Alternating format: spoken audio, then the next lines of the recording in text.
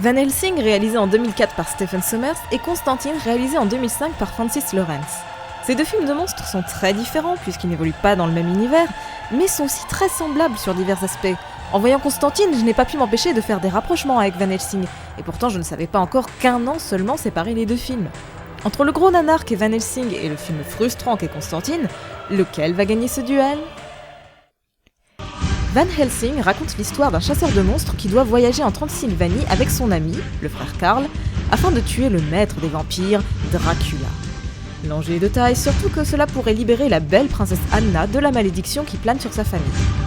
Dans Constantine, une jeune fliquette nommée Angela apprend que sa sœur jumelle, pourtant fervente catholique, s'est suicidée. Intriguée par cette mort douteuse, Angela demande l'aide d'un exorciste très désagréable, John Constantine. Celui-ci vient d'ailleurs de découvrir qu'il a un cancer du poumon en phase terminale et n'en a donc plus pour très longtemps à vivre.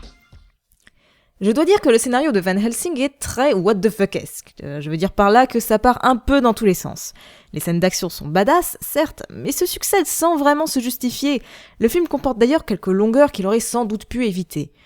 Mais tout ça a au moins l'avantage de rendre la fin du film très surprenante. Pour Constantine, c'est plutôt l'effet inverse. Le scénario ne part pas dans tous les sens comme Van Helsing. En revanche, il est extrêmement prévisible. Je vous jure que j'ai deviné la fin au bout de 23 minutes de film. Sachant que Constantine dure 2 heures. La seule vraie surprise du film, en fait, concerne l'identité du grand méchant, mais c'est pas suffisant pour rendre la fin vraiment intéressante et géniale. Bref, dans les deux films, le scénario pue un peu. Mais comme je déteste par-dessus tout deviner la fin d'un film dès son tout début, ce point va à Van Helsing. Le personnage de Van Helsing est basé sur le professeur Abraham Van Helsing du célèbre roman Dracula par Bram Stoker. Et au lieu d'avoir un vieux prof respectable, on a un Van Helsing viril et musclé, à la chevelure flamboyante et en tenue cuir, bitches.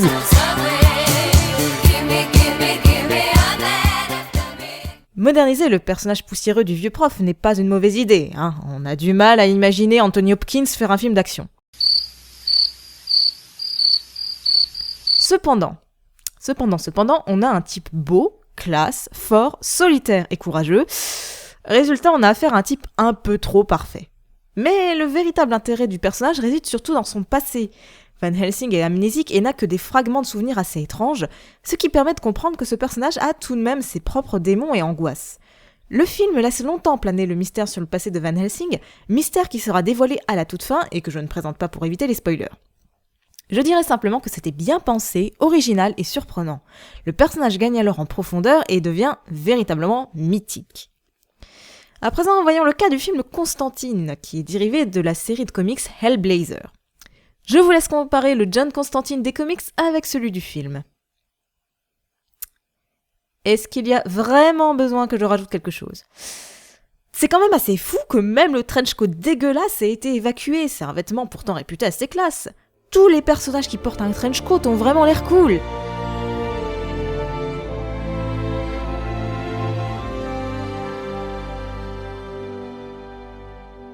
Sauf peut-être celui-là.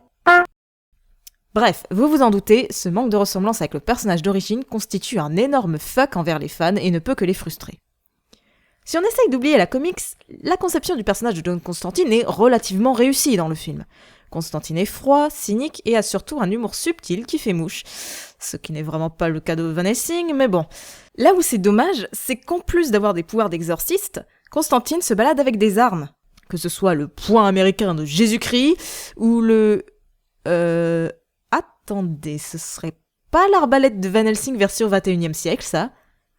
Bon, je pense que Constantine aurait été nettement plus cool s'il se battait uniquement en utilisant ses pouvoirs, mais enfin bon.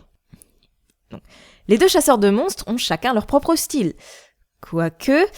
Mais le personnage de Van Helsing est bien plus emblématique que Constantine, avec son chapeau, son arbalète et son passé mystérieux. Aussi, cette manche lui revient. Dans Van Helsing, la princesse Anna Valerius a l'air tout droit sortie d'un jeu vidéo. Une chevelure sexy, des vêtements sexy, des hauts talons sexy et des techniques de combat à faire crever Lara Croft de jalousie. En effet, il ne s'agit pas vraiment du cliché de la princesse en détresse, même si Van Helsing doit la sauver de temps en temps. Anna maîtrise parfaitement l'épée et n'hésite pas à dégommer les vampires à coups de fléau dans la gueule. Elle fait preuve cependant d'une certaine sensibilité par rapport à sa famille, qu'elle adore. C'est donc un personnage qui attire la sympathie d'abord parce qu'elle botte le cul des monstres aussi bien que Van Helsing, mais aussi parce qu'elle est une femme sensée et sensible.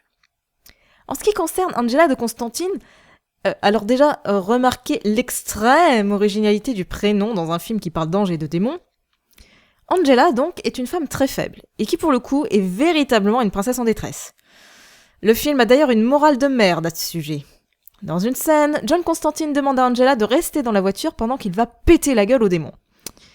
Mais Angela décide de désobéir et sort de la voiture en soufflant.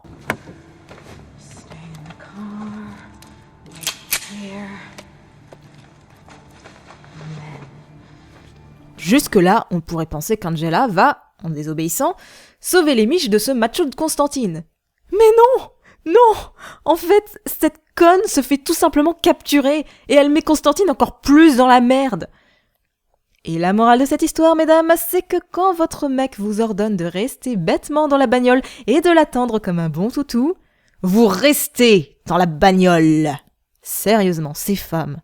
Pourquoi veulent-elles toujours prendre des initiatives alors que les hommes sont là pour leur dire quoi faire ? C'est surtout à cause de cette morale de merde et le caractère très mou d'Angela que ce point est accordé à Van Helsing. Alors là, c'est l'hécatombe pour les deux films. D'abord, Keanu Reeves est tellement inexpressif que je me demande si c'était pas le père biologique de Robert Pattinson. Mais oui, regardez-le en train de s'énerver. Attention, scène violente. Possible rules, endless regulations. Who goes up, who goes down, why?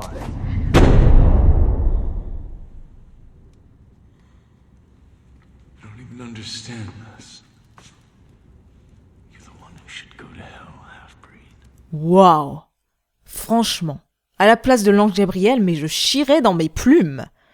Mais justement, Gabriel, Gabriel. Gabriel est jouée par Tilda Swinton, qui est en revanche absolument éblouissante dans ce film. Son charisme, sa voix, son jeu nuancé, tout ça permet de sauver tout le casting du film. En plus, je dois dire que c'est la première fois que je vois une femme incarner l'ange Gabriel. J'ai vu des Gabriel virils, des Gabriel gothiques et des Gabriel en Marcel, mais une femme, c'est vraiment original et réussi. L'archange Gabriel est venu du ciel, pour sauver le casting de Constantine, des terribles acteurs Keanu Reeves et Peter Stormare,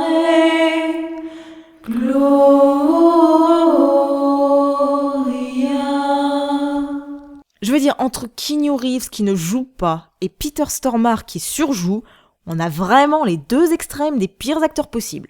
Sérieux, Stormare est censé jouer le diable. Le diable, donc quelqu'un d'impressionnant que l'on craint et qu'on respecte à la fois. Eh ben, quand j'entends Stormare, j'ai juste envie de lui foutre une baffe. À Lucifer! J'ai envie de baffer Lucifer. Est-ce que c'est possible de jouer le diable aussi mal?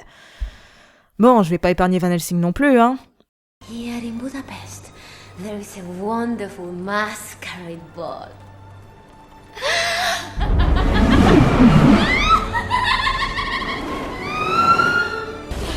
And my love, it is your blood that shall keep me beautiful. What do you think of that? Mais ta gueule, connasse! Oh sérieux, les vampires sont absolument insupportables.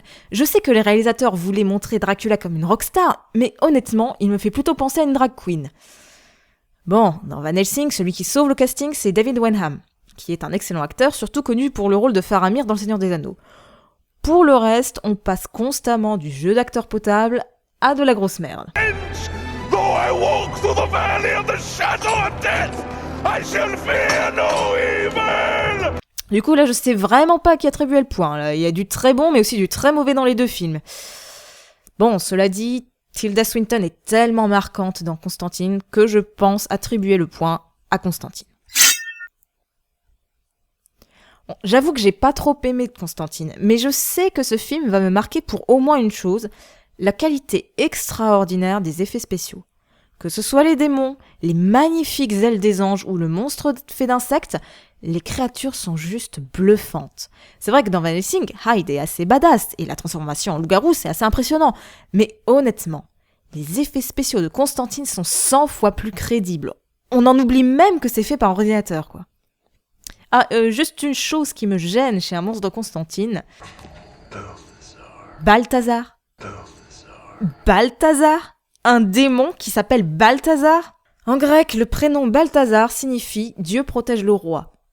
Donc dans Constantine, ils ont donné à un démon un prénom qui contient le mot Dieu.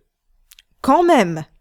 Bon, je sais, Buffy contre les vampires et Charmed ont fait aussi cette erreur bien avant Constantine, mais déjà c'est pas des références. Et en plus, d'après le dictionnaire des anges par Gustav Davidson, il y aurait un ange appelé Balthazar avec un D, qui, selon les légendes, serait l'ange à invoquer pour obtenir la jarretière d'une femme. J'avoue qu'on a déjà vu des anges plus utiles, mais vous comprenez que sachant ça, ça me fait un peu mal au cul de voir un démon s'appeler Balthazar. Mais malgré Balthazar, Constantine remporte cette manche. Alors que Van Helsing est destiné clairement aux adolescents, l'univers glauque de Constantine est plus destiné à un public d'adultes. Mais est-ce que c'est si simple ? Bien sûr que non ! Van Helsing n'hésite pas à taper dans le fanservice avec des vampires à moitié nus, et on sent vraiment une tension sexuelle entre Anna et Van Helsing. En revanche, dans Constantine, l'amour qu'on peut sentir naître entre John et Angela est vraiment platonique.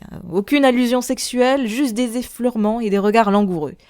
Alors j'ai rien contre, mais c'est quand même un comble. Au final, Van Helsing apparaît plus violent et plus sexué que Constantine, qui est pourtant destiné à un public plus mature. Aussi, Van Helsing est clairement un film comique. Why does it smell like wet dog in here? Werewolf! Les scénaristes et acteurs se sont visiblement éclatés sur le film, la volonté générale étant d'aboutir à un film de pur divertissement qu'on se passe entre amis pour déconner, sans se prendre la tête. Van Helsing est donc un film what the fuck totalement assumé et sans prise de tête.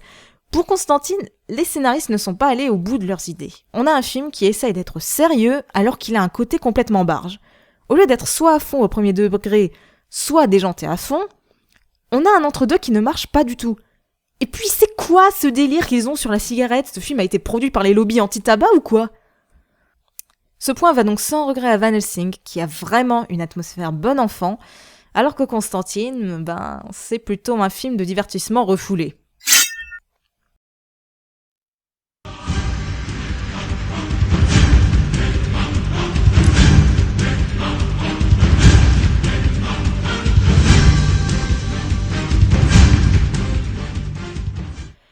Van Helsing est un film certes très nanar, mais bien plus culte que Constantine, qui est d'ailleurs passé assez inaperçu, et honnêtement je comprends pourquoi. Mais consolons-nous, une série américaine Constantine va sortir cet octobre, et va peut-être rendre un meilleur hommage au personnage original de John Constantine. The angel Gabriel